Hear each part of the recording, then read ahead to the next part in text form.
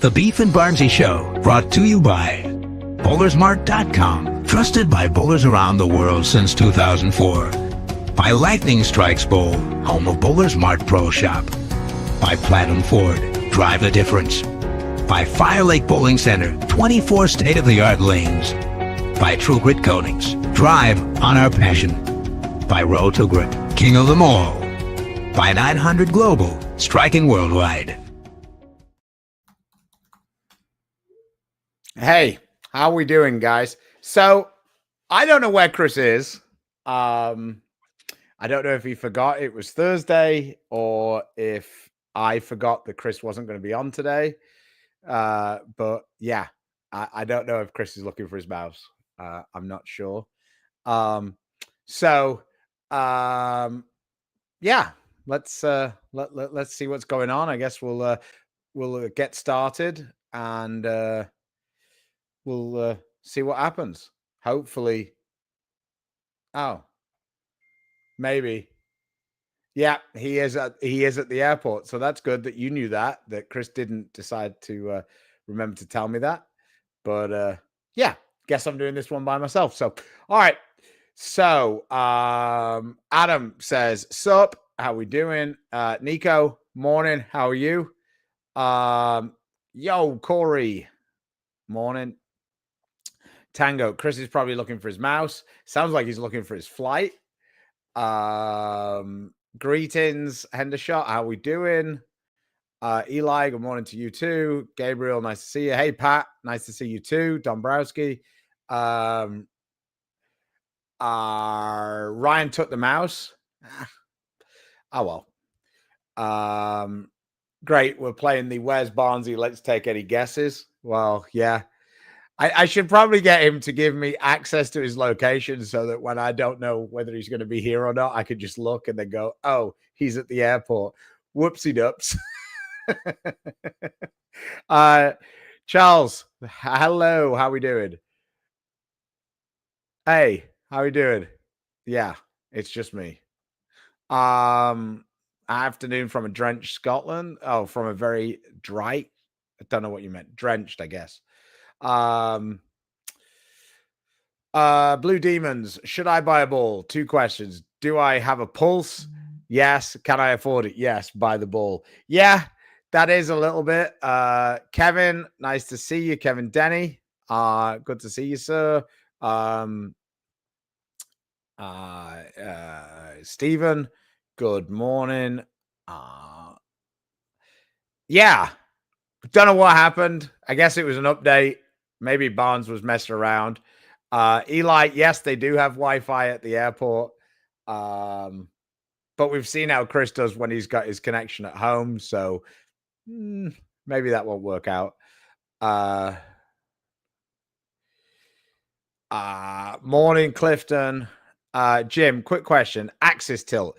If it's low, is there a way to get it higher? And if it's low, will it look like the ball is underperforming at the break point? I'll be honest. Axis tilt is one of those things that I just think is almost impossible to change without changing rotation. I'm sure that some guys are smarter than me and are able to feel like their tilt changes or doesn't, but I kind of feel like it is what it is. If you're seeing it underperforming at the break point, I would suggest that you add rotation. That may well in turn add some tilt, but I think it would be very difficult for most mere mortals, myself included, to not add rotation but add tilt. And whether that would be a good thing or a bad thing is also up for debate. So apparently that is it's a very old Scottish word, grey and wet. Okay. I thought Scotland was a very old word for grey and wet. Hey, Billy, buy a new ball after a bad night in league. Well, right. So I was coming up with a title that we could have because I felt like this was an interesting conversation with all of the balls that are coming out and trying to figure out, or not necessarily have come out, but just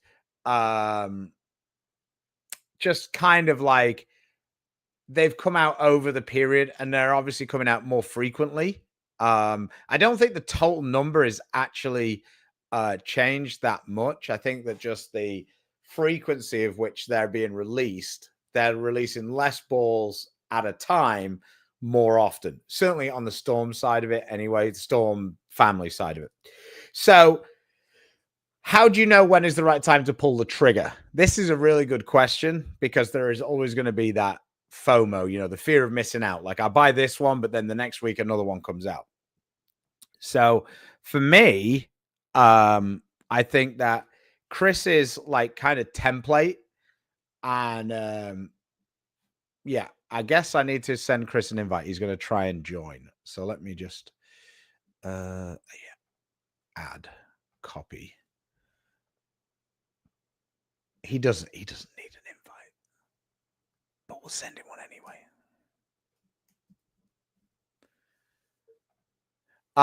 Yeah. So Chris's kind of template over, you have like your six balls, and you have like the like strong, smooth, strong, angular, medium, strong, medium, medium, smooth, medium, angular, and so on down. I think that the best way to answer this is when you see that ball isn't being used very often, you have to ask yourself the question, is that because that's the wrong ball, or is it because it was a good ball and now it's lost its performance? David makes a good point that the answer is simple. If you have the money, always buy a new ball. The real question is, which one should you buy? Well, that's kind of what I'm getting to. And I don't necessarily think that if you have the money that you should always buy a new ball. Sometimes investing in a lesson is a better investment. Not always, but sometimes. Yes, Adam, the new mystery marketing tactic, like, whoa, boy, it's a ball. Yeah, it does seem like they had a little chat together and decided that, oh shit, let's all have the same idea this month. And it does seem a little strange. But anyway, coming to us live from Dallas, Fort Worth. Here he is. The man, the myth, the legend. I am a piece of work. I realized last night my flight wasn't in the afternoon, and indeed was in the morning, and this just pretty much shoved off any other obligations I had that day. What could I possibly doing on a Thursday morning? Every For the week last 5 years. of the 5 last, yeah. I mean, it did sneak up on me. It was tricky. Oh dear. So we're just talking a little bit about what should be signs to trigger buying a new ball, and outside just having the ready cash available. All right. And I was sort of talking about like your your matrix of like the 6 spots, Right. and if you start to see one of those spots, one of the balls, you're not using it very well, not using it very much, I feel like you have to evaluate, are you not using it very much because A, it wasn't the ball that it used to be, or are you not using it very much because situations have changed, or was it just not a very good purchase in the first place? So yeah, in my matrix of covering everything, the reality is that a lot of people don't bowl on everything. 100%. And But so if you're pretty speed dominant, hey, that hustle line is just not a ball you're going to use. I think And here's just an interesting point from one of my friends, Sean. Actually, he says, I buy one when every ball I have rolls similarly, even when they've been cleaned up. Just got the Iron Pro Solid for this reason on Monday. yeah, and I think over time balls will kind of meet in the middle, so to speak. I mean, the surfaces get a little duller. The shiny balls will get a little duller. The dull balls will get a little smoother. Oil absorption starts to slow down, and then and lead conditions on top of it, as you know from our views. Hey, not anymore. Not We're good now. anymore. Yeah. We're good now. we're running at max capacity without an Ethernet connection now out there. So Yeah. we got Stu technology, not just old man technology. That's good enough technology. Yeah, yeah. Yeah, he Uh, didn't go shopping on Facebook Marketplace for his latest pickup. But this yeah, this time, just quickly getting back to that, like yeah, I was kind of getting to the point that you have that matrix, but I think that everybody should have their own version of that in their mind, yeah, though.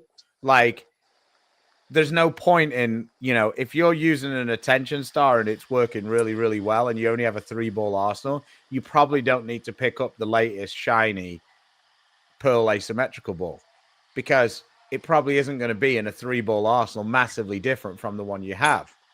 But you could consider like something before that or something after that to fit those gaps. And like, I actually believe that with the way the balls are coming out at the moment, that you're almost a little better to be an entire 2 release cycles behind everybody, because you kind of get the idea of which ones are working well. Oh, somebody had to mention that Chris got a phone call.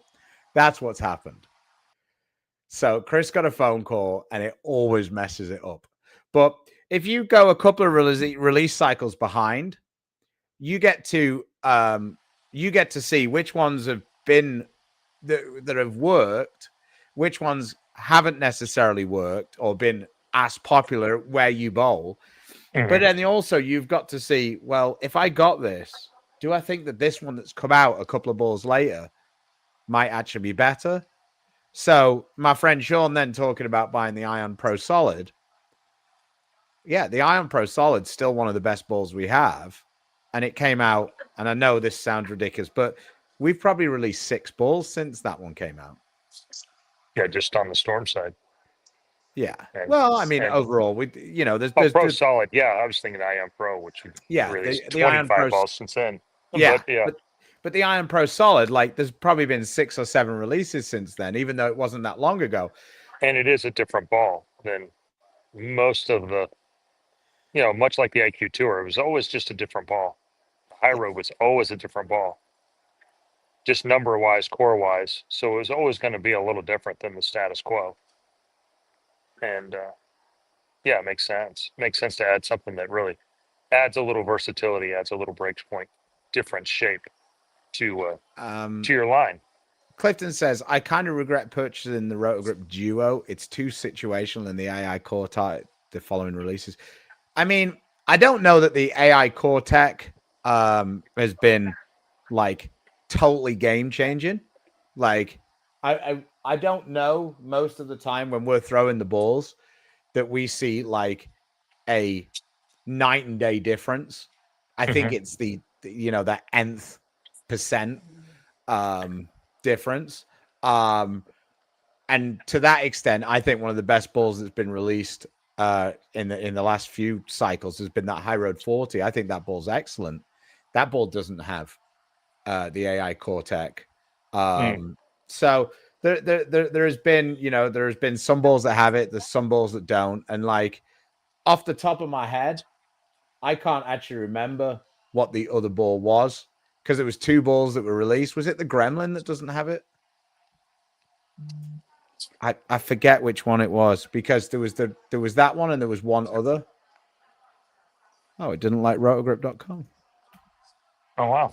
I'm not sure exactly. Yeah, but all I'm really we felt like it felt like it made the balls torque up a little faster, which for certain people that's really good, and some people, it was just okay. I think it also had some added values, additionally structurally, supposedly, coefficient of restitution type stuff that in there too, but that's hard to prove. yeah, well, it's hard to say they're wrong, isn't it? That's for sure. Right. Yeah, and I certainly don't see the balls hitting worse since then. But the Duo was kind of a niche ball to begin with. I liked it on some certain things. I thought, it gave me an advantage on some certain things, but it wasn't I didn't get to use it on a ton of things. But yes, the Gremlin doesn't have it, and the High Road 40 doesn't have it, and the Gremlin is one of the most popular balls on the market. So, yeah, I wouldn't necessarily read into that. I'm just saying that I just feel like not having the latest ball isn't necessarily detrimental. I don't think we're seeing like Excalibur like performance changes just from any of the Yeah. companies. To be fair, we haven't seen that since actually the Excalibur, but Yeah, well, outside of maybe the purple hammer, but yes. no. Yeah, we went back in time and somehow made it better or popular again. I don't know. Pekka says, could it be that my very low axis tilt is causing my ball reaction that is causing that my ball reaction differs from reviews and everyone else for that matter? Yeah, you do have to factor in, the way the guy throws it, like, and for shits and giggles, a good example would be Darren. Like guys who used to maybe like all of Darren's reviews, like in terms of, hey, he throws it like me. Well, now he doesn't throw a thing like you. Now he's two-handed, so Yeah. maybe he still sees shape the same. Maybe his ball shapes the same, and he can give out similar feedback that still resonates. But I don't. Yeah, I think it's good to look around. I think a lot of times there's a lot of people that probably prefer your reviews over mine, or vice versa. Yeah. And maybe sometimes the real key is when we both like a ball, then that window is pretty big, Mm-hmm. and that means it's going to hit a lot of different people. Yeah, I mean, Atomic Larry says, how to know if you should buy a new ball when the wife in the pocketbook says so. Yeah, I mean, that's always the point. But what I'm trying to like do with this episode, like, if I'd have said how to know which is the best ball that you should, it wouldn't be as clickbaity. And I only wanted you guys to come in and chat about it. But what this is really about is how to avoid making a purchase you don't need when you only have so many purchases to make. Sure. I mean, that's what we're all trying to do. I mean, It's I know really the it goal of sounds, every ball review we do is just avoiding the $250 mistake. Yeah, get something that makes sense for you. I just like Barnes reviews because he says every ball sent is disgusting.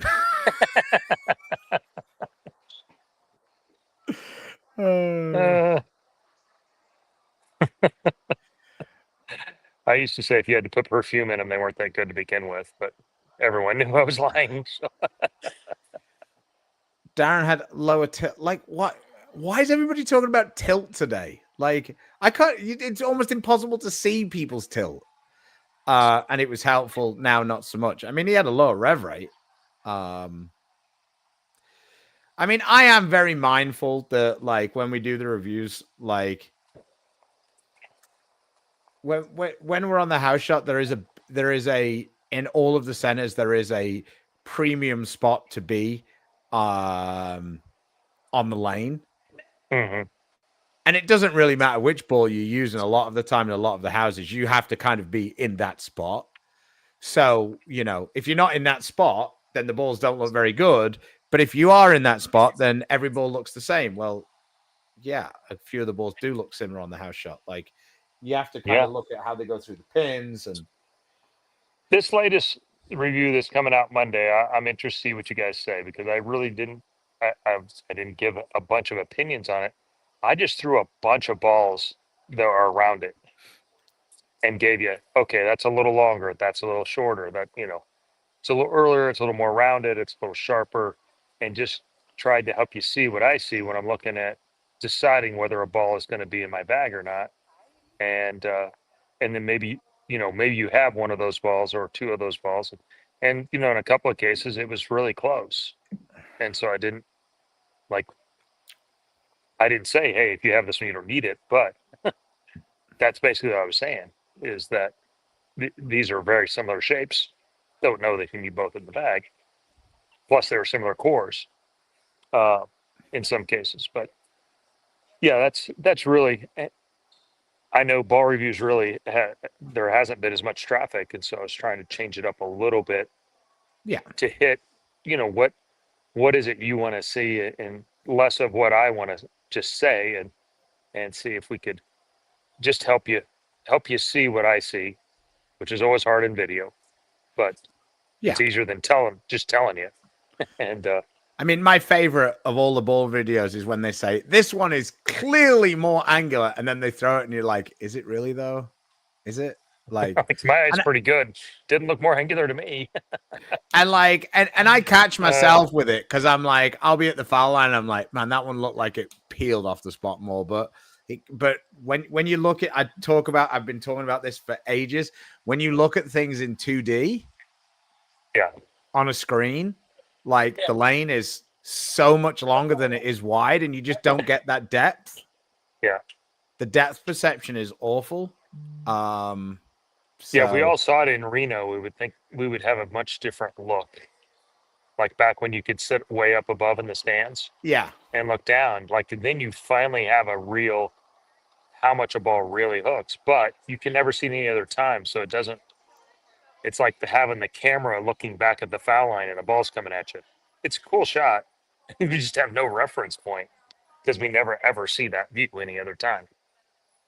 I do think that a couple of things that I think that should trigger people to consider a new ball if you're in the market, or if you're able, Mm-hmm.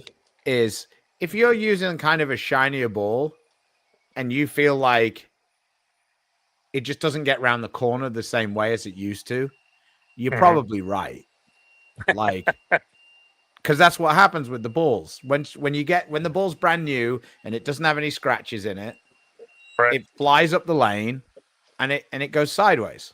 And as they get more and more scratched up and they lose a little bit of the performance, you don't see it so much.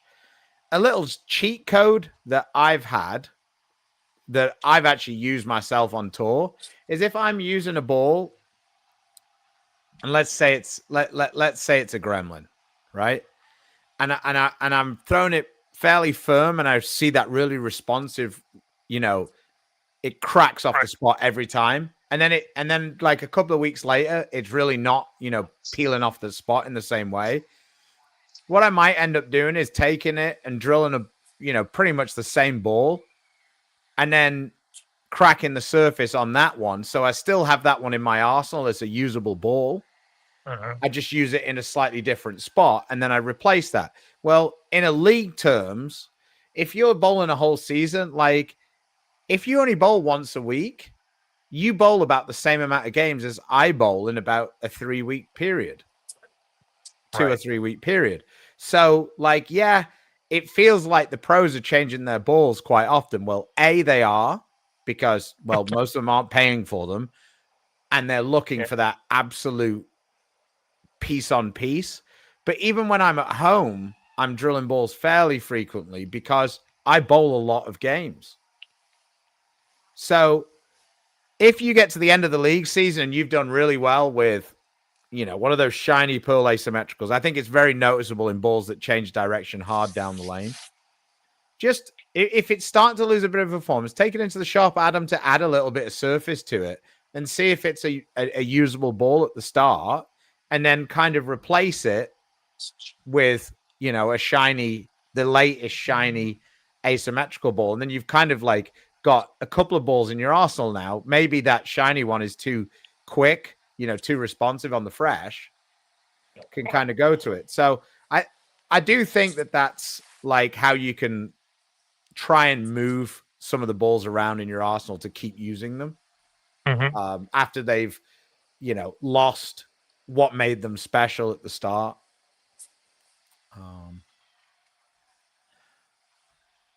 But my 3 games a week are way more strenuous than your PBA Tour season. Yeah. So maybe you should be replacing your spare ball more often, Roddy, because I'm sure it gets banged up in the gutter more often than mine does. Just being mean. That's just being Yeah. mean now. Just unnecessarily mean as well. It is. It is. Storm needs to release a phase 6 because everyone knows the even number balls roll better. Roddy says, you're damn right it does, and he's yelling at me now. Yeah. No. When surface no longer works, it's time to get a new ball. I also bring my ball to my pro shop operator to get rejuvenated. Yeah. Yeah. I remember when that actually came out, and I'd like, that was cool. Like, there's two things that have come out that I think are like legitimately, like, I could see an immediate difference. Chamois. When chamois first came out, I never used a towel. And then when chamois came out, I went from not using one to immediately using one because I never saw the point of the cloth towels. Yeah, smeared You it. just spread the oil all over the ball. So, Yeah. are you I'm gonna needing have to get on to my get to flight your here. gate? Yeah, they're boarding my flight. Okay, well, you have Skipping an fun with eye. that. Be nice to the league bowlers. Are you All doing it right. tonight? Yes, 5:30 Okay. at AMF Southtown in just near the Minneapolis airport. So if So, you're out and about and you're in that area, go and check Chris out. and any Hilton employees, please reach out. I'd like to talk to you. I have a couple of questions. So, All right. all I'll see you right. Have a later. good one, guys. All All right. right. Bye. Mm. Hey Robert, thanks for the super chat. How would you compare Gremlin, Hyperdrive Pearl, and Viking? Do you have them all in the same slot of your bag, or would they fit differently in slots? This is a good question, and I think that it depends upon how many balls you have in your arsenal. For me, Viking is the earliest and the strongest. It's the earliest and it's, debatably the most overall hook. I think for me anyway, I think that the Hyperdrive Pearl is a little earlier than the Gremlin, but a little more continuous.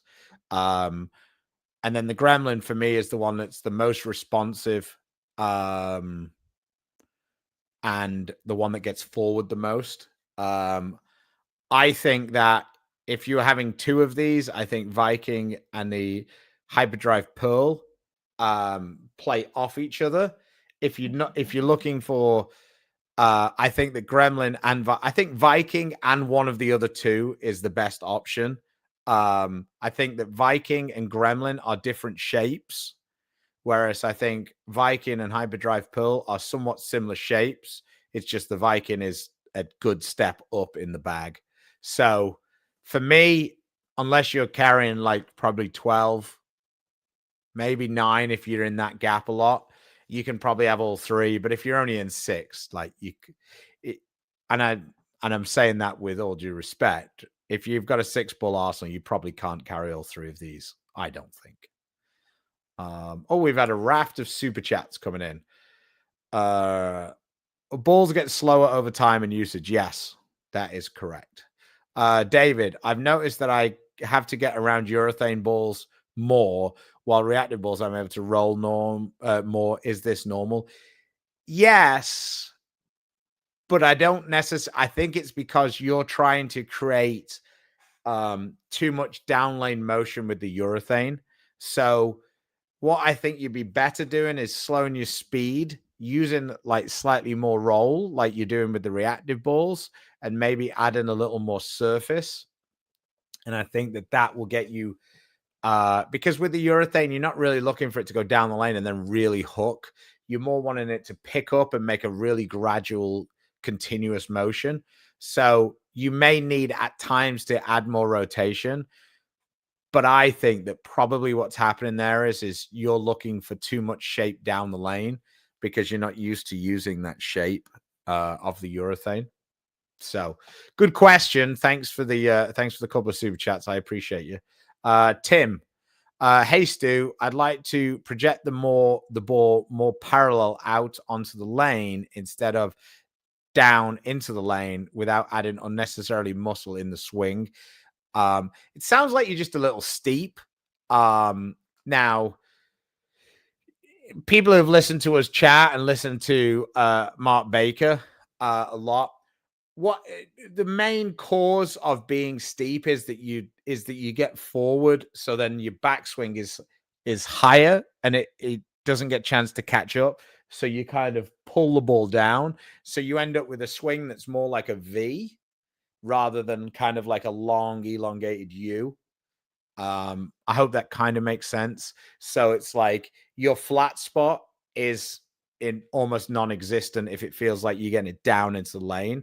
So try and keep your chest up as you're going into the foul line. Maybe even stand a little taller as you start, and trying to kind of hold that posture where your chest, to use Mark's phrase, is kind of like pushing the air down the lane.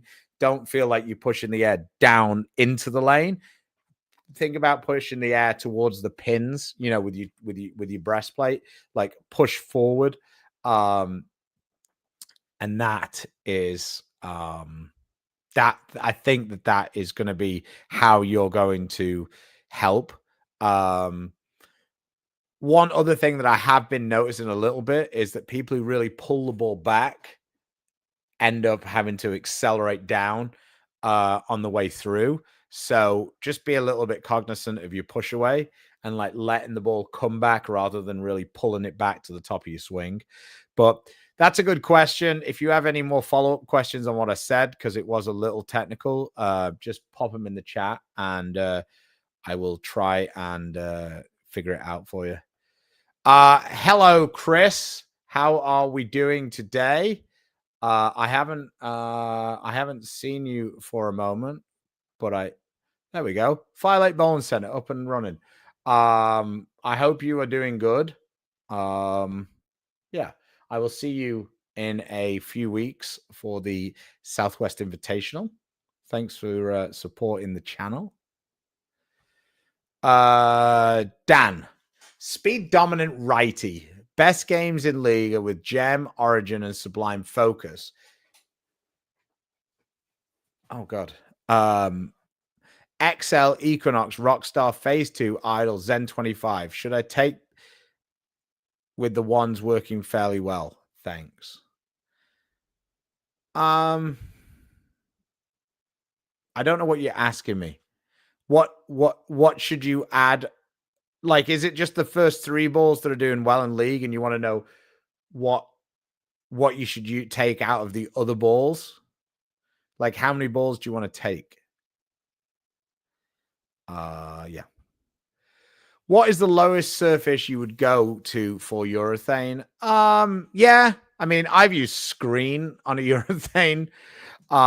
So yeah, I mean, 360 is okay. Yeah, for sure. And I think the ball will tell you.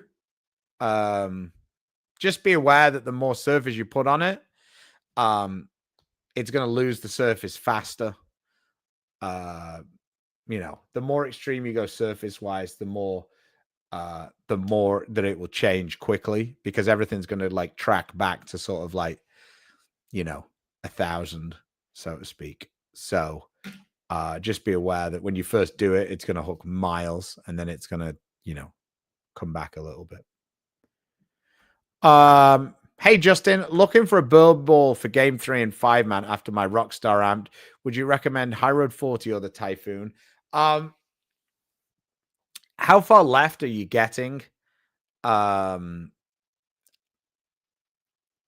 that Rockstar amped?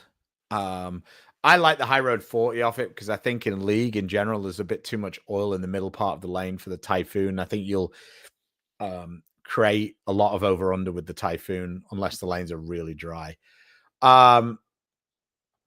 Okay, Dan, which 3 of those would you add to what you already have?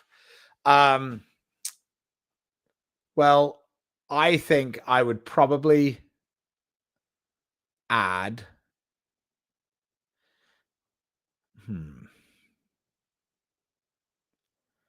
I would definitely add the Zen 25 because that's different from what you've got, and that would be the ball, as the extra ball, so to speak.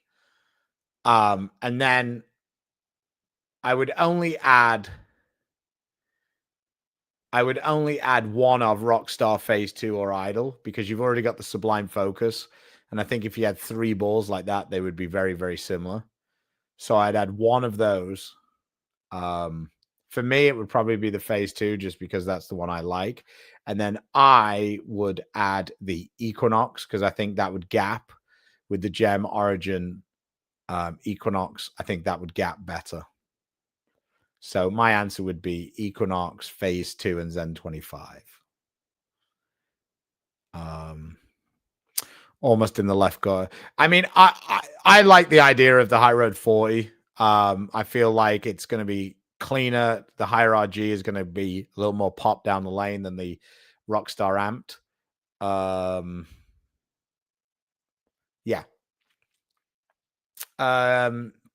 Hey Curtis. No, not really. The burgundy ones that I use when they're brand new, they're like a kind of an aggressive 500. They're nowhere near as dull as a 360 pad for me. Yeah. For my urethane, I keep it at 1K, but sometimes hit with 500. Yeah, I mean that's kind of standard. Yeah, let me know how it goes. I'll be interested. Chris is the famous snowman doubles. 9th. Oh, is it 3 days now, Chris? Oh no, of course it is. Yeah. The Calcutta's on the 9th, and then the tournament's the 10th and the 11th. 15K in added money. It's a very fun event. I believe this year the rules have changed slightly, and you're only allowed one pro, one PBA member, any type of member per team. So yeah, good event. Fun event for sure. Check your ego at the door because 190 is a very good score. So I will get a link for people. But if you search for Snowman Doubles on Facebook, you will find most of the information that you need. If you have any questions, hit me up and we'll go from there.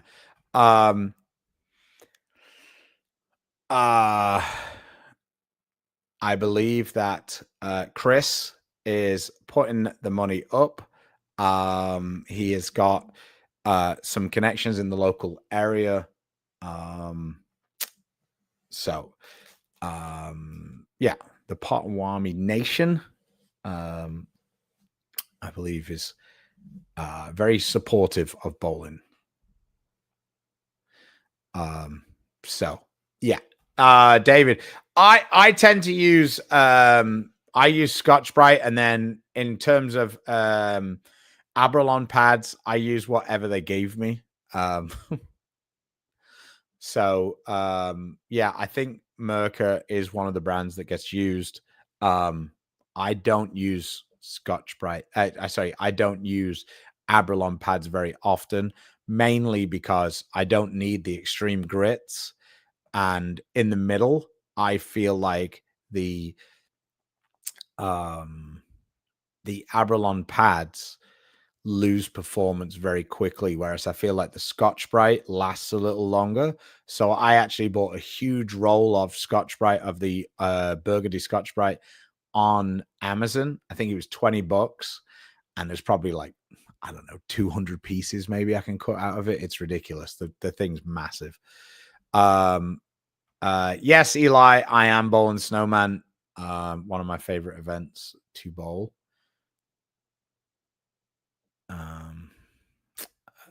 The kids in the Wisconsin scholarship circuit put 180 on their urethane pretty regularly. I think it's just for the shock factor, though. Yeah, I think that like it does allow you to be able to throw it a lot harder. And of course, with two-handed bowling, like those kids fire it down there. Any information on the bat pattern? Assume it's going to be a lot of urethane from the start. I haven't actually had chance to bowl on that one. But when the seniors bowled on bat, there was a lot of urethane, yes. Yeah.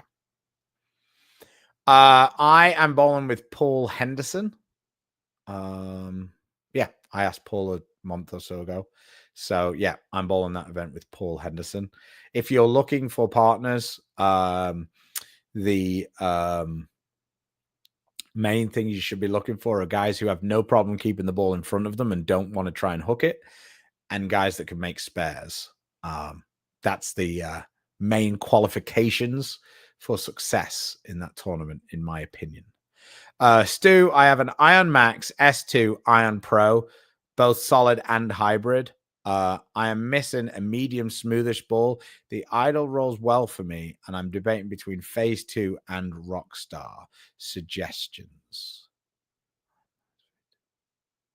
So you wanting something that's going to kind of fit between your Ion Pros and the S2? I mean, I think you are hitting the two balls that make the most sense there.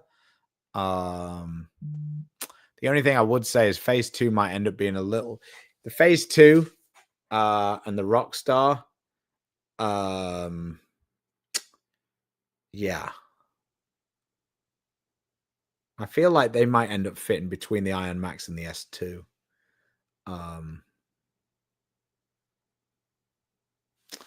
Yeah, that's an interesting gap. I mean, I like the Phase 2 better than the Rockstar. But just trying to think about gap in that. To be honest, if I was looking for something, it depends on how much speed you have, but if you're using the idles, I imagine you've got a decent amount of speed. I think you might actually be better looking for maybe something like an XL. And then fitting that XL in between Iron Max and S2.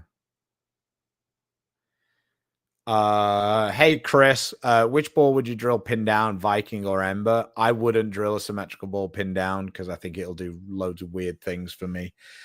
So the answer to that by default would be the Viking.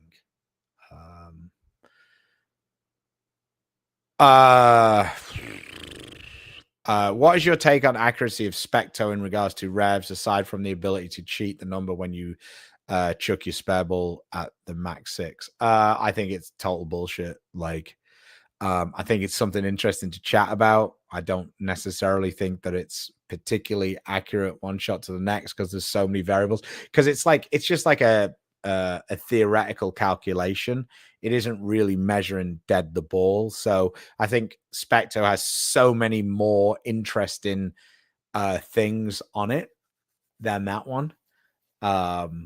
That I don't necessarily tend to worry too much about rev rate on it, but it is a fun thing to mess around with to see. But I don't take it particularly seriously.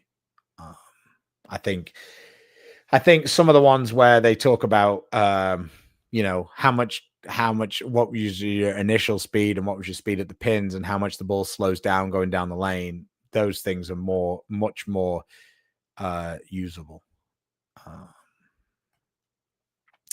I usually hit my Iron Pro solid with 2K to bridge the gap a little bit. I'm fairly speed dominant as a two-handed lefty.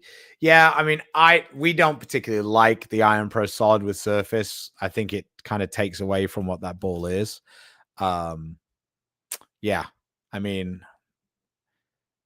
two-handers do tend to like the Rockstar though. So maybe Rockstar is the way to go for that one.